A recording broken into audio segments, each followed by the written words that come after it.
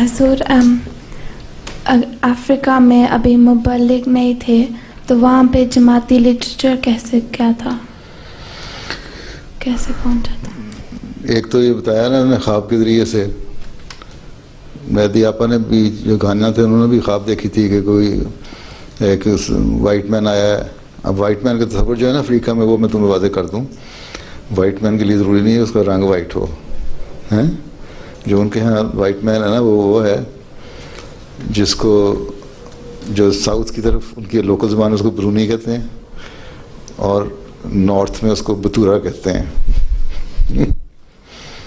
اور وائٹ مین وہ ہے جو شروع میں گیا نا تو بچے مجھے دیکھ کے تو نعرے لگایا کرتے بتورا بتورا، مجھے سمجھ نہیں آتی بتورا کیا چیز ہے. خیر بڑی مشکلوں سے مجھے پتہ لگا جس کے بال سیدھے ہوں نا، کرلی بال نہ ہوں افریقنوں کی طرح، وہ ان کے نزدیک وائٹ مین ہے.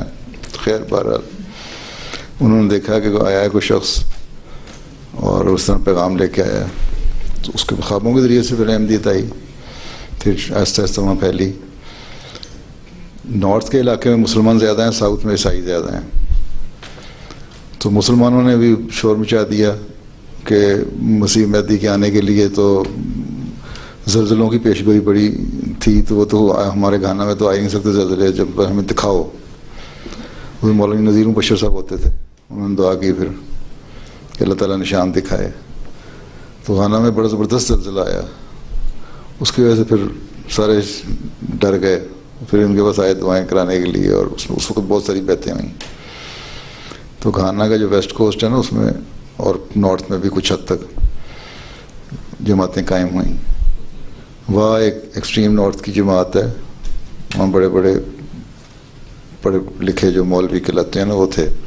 اس وقت ان میں سے بھی کچھ لوگ احمدی ہوئے.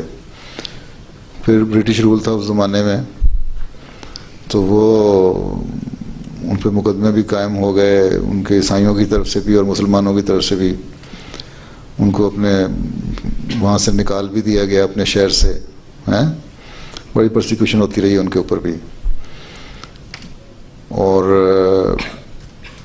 پھر جرمانے بھی ہوئے. 1 پاؤنڈ جرمانہ ہوا ایک آدمی کو، اور جماعت کی حالت تھی کہ وہ 1 پاؤنڈ جرمانہ دینے کے لیے جماعت کے پاس پیسے نہیں تھے. پھر انہوں نے چندہ اکٹھا کر کے نا تو 1 پاؤنڈ جرمانہ ادا کیا.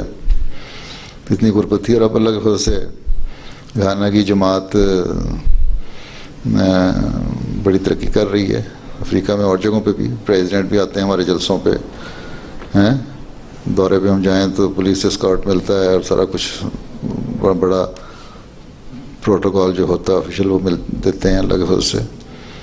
اور پریزیڈنٹ بھی آتا رہا. گھانا میں پچھلے دفعہ بھی گیا ہوں تو گھانا کا پریزیڈنٹ ہمارے جلسے پہ آیا تھا، اس سے پہلے بھی آئے تھے. تو اچھے تعلقات ہیں.